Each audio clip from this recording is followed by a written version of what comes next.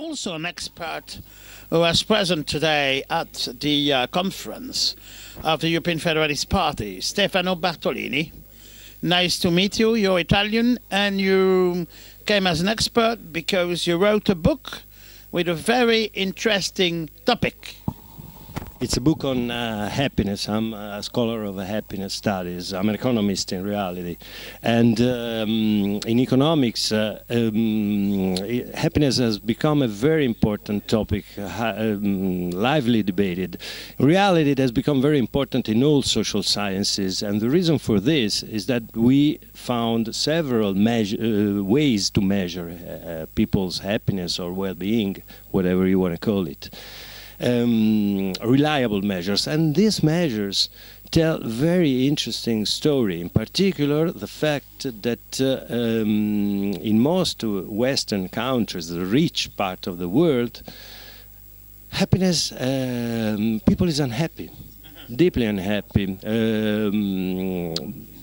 Mental illnesses have spread, suicides are increasing, alcohol abuse, drugs abuse, psychopharmac abuse, they are all increasing. There are very important signs of deterioration of the state of well-being of the population. The core of my book is comparison between the well-being in the United States and in Western Europe. And what comes out is that the European socio-economic model works much better for producing happy people. The American data are really disquieting. Happiness has been decreasing, self-reported happiness has been decreasing in the last 30 years. Teenager suicides are sharply increasing, and they have a real epidemic of mental illnesses, especially depression and anxiety are spreading extremely quickly among the population. This depends on features of the socioeconomic organization.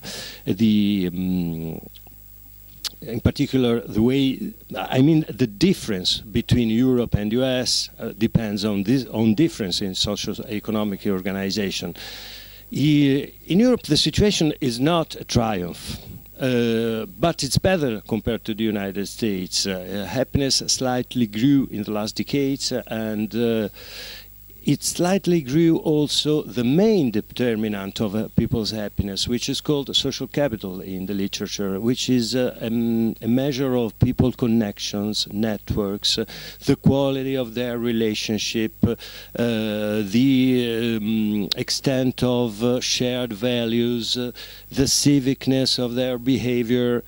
All this is what mainly determines people's happiness. If you want to summarize in 2 words the results of happiness studies, the 2 words of what makes people happy, the 2 words are the others.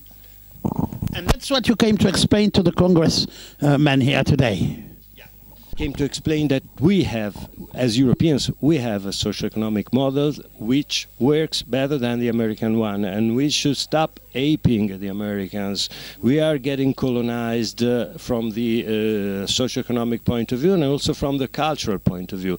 Our continent is plenty of people saying that we should imitate the American model, that's the more advanced, more progressive society.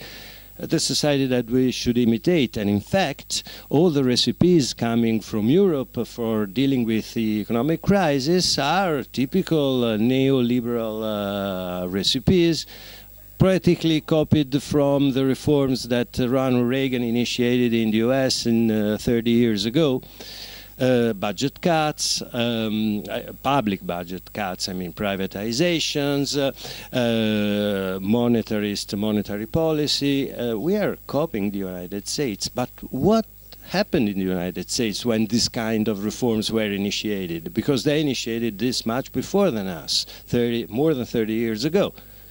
My book is about the results of this. The data of the last 30 years show a social disaster, a very deep social crisis in which social capital is decreasing and people is getting more and more unhappy.